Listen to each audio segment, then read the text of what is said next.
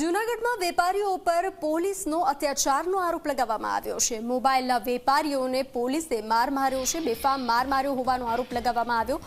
5 જેટલા વેપારીને હોસ્પિટલમાં દાખલ કરવામાં આવ્યા છે। પોલીસના મારથી વેપારીઓમાં આક્રોશનો માહોલ છે। જિલ્લા પોલીસ વડાને વેપારીઓએ રજૂઆત કરી છે। નિષ્પક્ષ તપાસની પોલીસે ખાતરી આપી છે।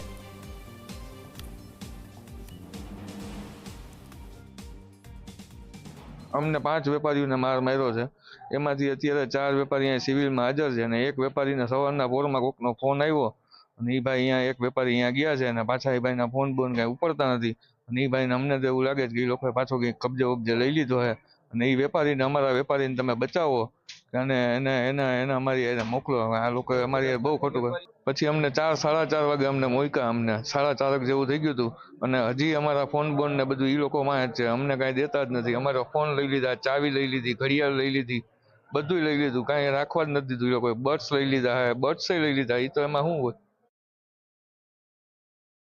જૂનાગઢ મોબાઈલના વેપારીઓ દ્વારા પોલીસના અયોગ્ય વર્તન બાબતે એસોસિએશન દ્વારા પોલીસ અધિક્ષક શ્રીને જે રજૂઆત કરવામાં આવેલ તે અંતર્ગત આ સમગ્ર બનાવની નિષ્પક્ષ અને નિડર રીતે તપાસ થાય તે માટે પ્રાથમિક તપાસ સોંપવામાં આવેલી છે।